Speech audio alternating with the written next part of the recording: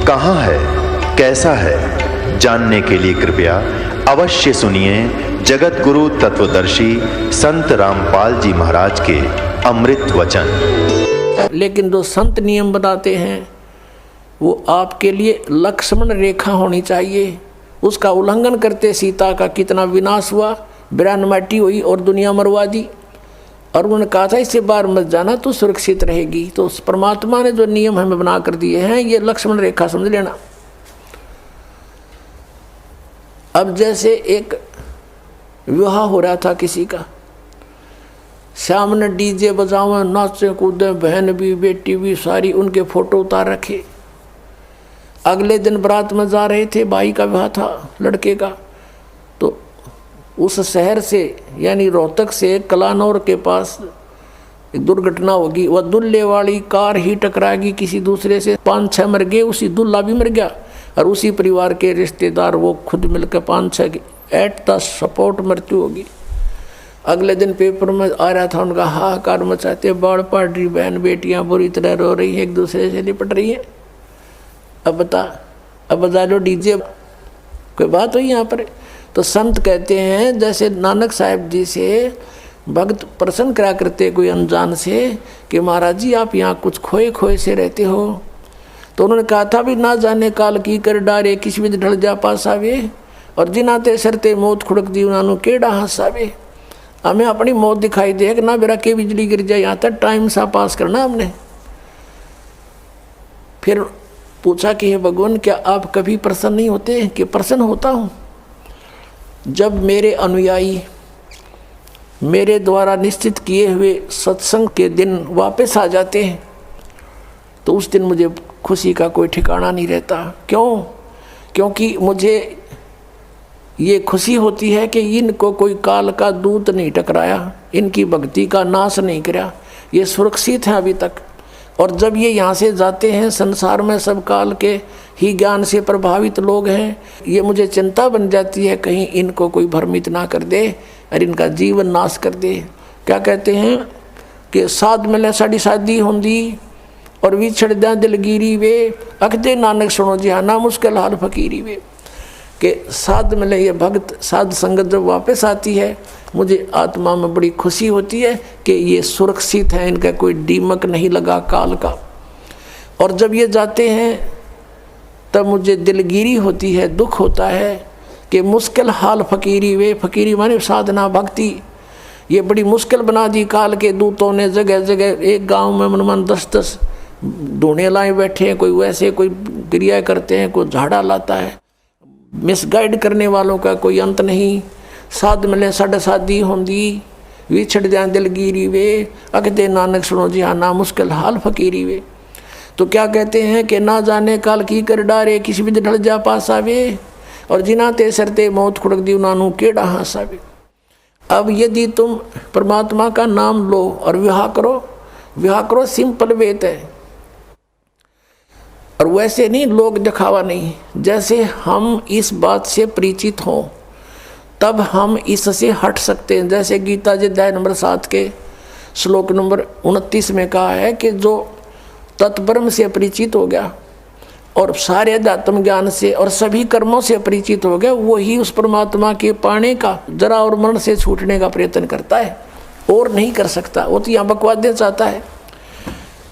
तो आपको ये ज्ञान होगा कि आपने किसी से दहेज ले लिया, परमात्मा कहते तुमने उस दरगाह का मैल नहीं देखा और धर्मराज के तिल तिल का लेखा। तो आप किसी से पैसे लेते हो रिश्वत से, चोरी से, या वैसे कोई धोखा दे करके लेकर नहीं देते हो, आपने एक एक पाई पाई का हिसाब देना पड़ेगा। तो हम क्यों अपने सिर में दर्द करें? क्या एक दहेज आप लोगे, किसी ने दे दिया आपके 50,000, 1 लाख, 2 लाख गणे दे देगा, क्या उससे आपका सारी आयु व्यतीत हो जाएगी? नहीं हो सकती। परमात्मा पर आधारित होजिए और इस मंत्र का जाप कीजिए, जो दास आपको देगा। आपके भाग्य में ना होगा तो भर देगा, आपकी बेटी की किस्मत को भर देगा भगवान, उसको नाम से जोड़ दीजिए। आपके पुत्र को भी आगे सुख देगा, सारी सृष्टि का पालन करता। और क्या आज हम उसी से सीधे संबंधित हो गए? क्या हमें 2 रोटी नहीं दे सकता? और हमें घृणा नहीं चाहिए, यदि मोक्ष पाना है और जन्म मृत्यु से पीछा छुटवाना है, जरा और मरण से बचना है, तो ये क्रियाएं दास जैसे बताओ ऐसे करना। हमने यहाँ आप कितनी कोठी बना ले, एक कमरे में एक चारपाई पर आपको स्थान मिलेगा, बाकी खाली रहेगी, वो व्यर्थ हुआ। तो व्यर्थ की बकवाद हमारे मन से आप हट जाया करेगी इस ज्ञान के आधार पर। अब कोठी बना रहा था एक व्यक्ति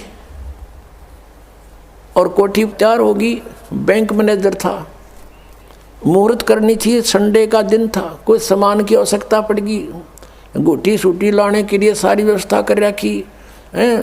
थोड़ी देर तो ब्राह्मण करे उड़ाला टोटर पटोटर उसका करते हैं, फिर गोटी सूटी सारा सौदा शुरू हो जाता है, सब बुला रखे रिलेटिव और सब मित्र।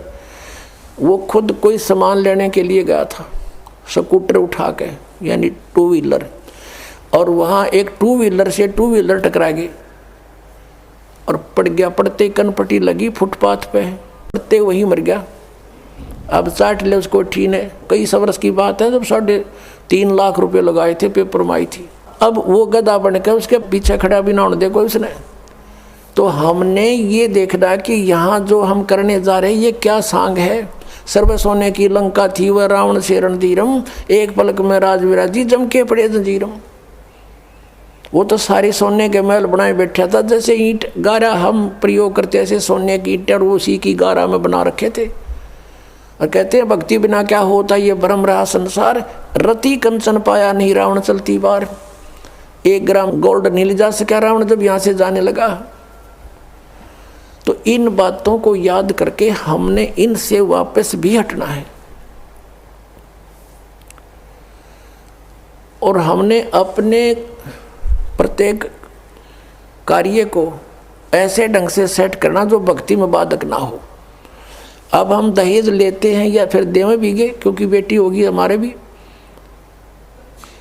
एक पैसे वाला तो बकवाद कर देगा, अब गरीब आदमी कहाँ से करे। एक घर में 3 बेटियां चली गई, एक गरीब की है, एक अमीर की है, एक मीडियम साइज की है। अब जो अमीर वाले ने तो दे दिया गणाए धन, अब मीडियम साइज वाले ने भी दे दिया थोड़ा बहुत, और वो बेचारा गरीब क्या करे, उसकी बेटी रो रही है वहाँ बैठ कर, उस परिवार में आदर नहीं उसका। तो ये इस तरह का हमने इसको समाज को सेट करना है। अब जैसे हम रक्षाबंधन का त्यौहार मनाते हैं, ये क्या तुक हुआ कि बहन भाई को रक्षा इसलिए बांधने जाती है कि उसकी रक्षा करेगा भाई। भाई की रक्षा कौन करेगा। एक बहन कह रही थी कि मैं रक्षाबंधन के दिन गई अपने भाई को बांधने के लिए, रक्षा सूत्र इंतजार कर रही थी, पता लग गया कि कहीं कामवश गए हैं, मोटरसाइकिल पर गए हैं।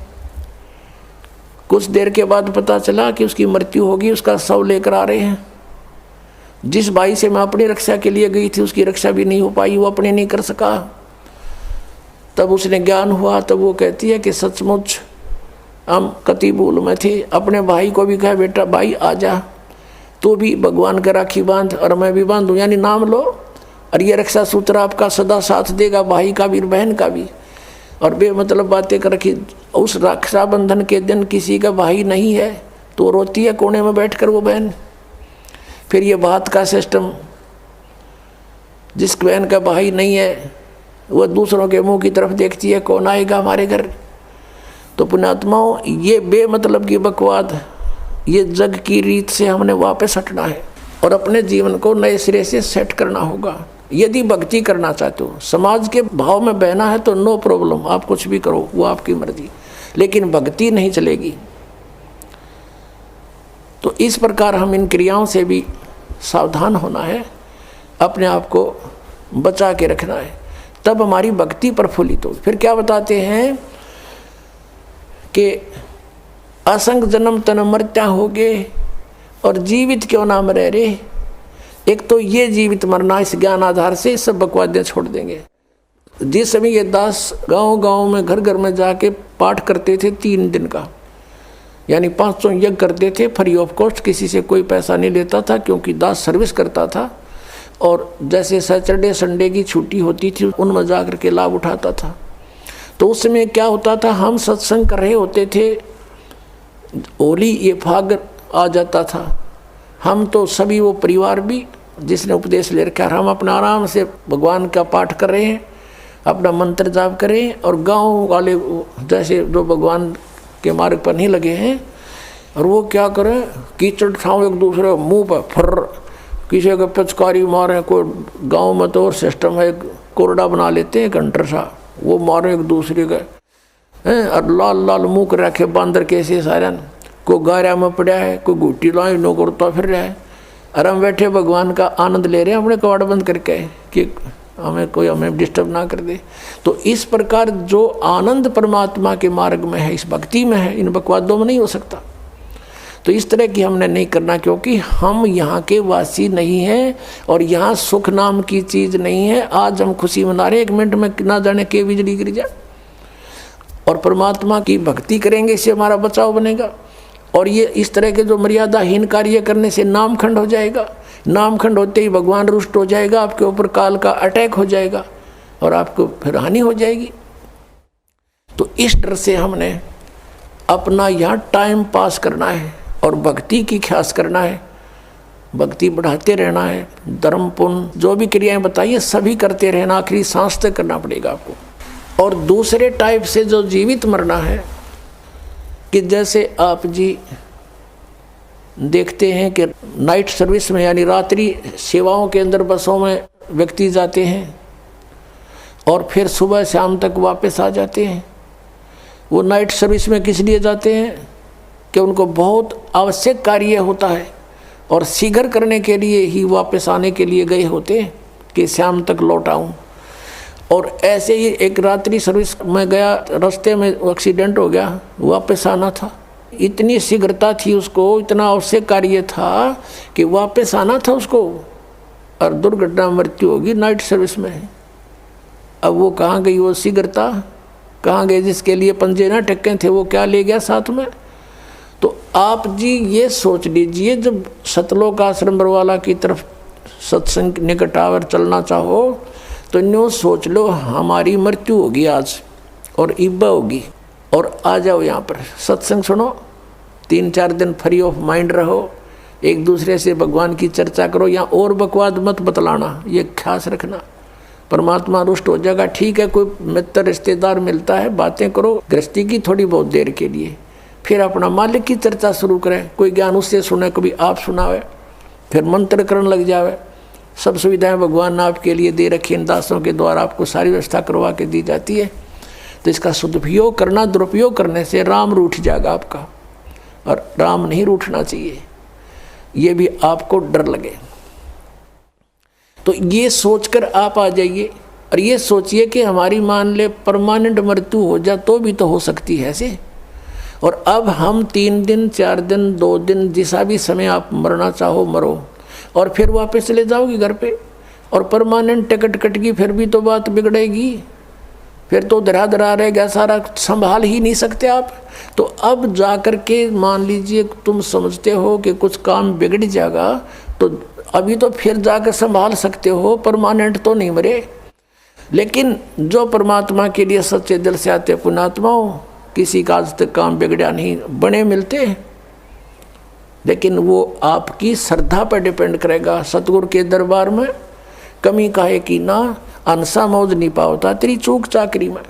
तो इस प्रकार हमने परमात्मा की भक्ति को सुचारू भी रखना। क्या बताया है कि असंग जन्म तन मर्त्या होगे, जीवित क्यों ना मरे रे, और 12 मद महल मठ बोरे बहुर ना दे धरे रे।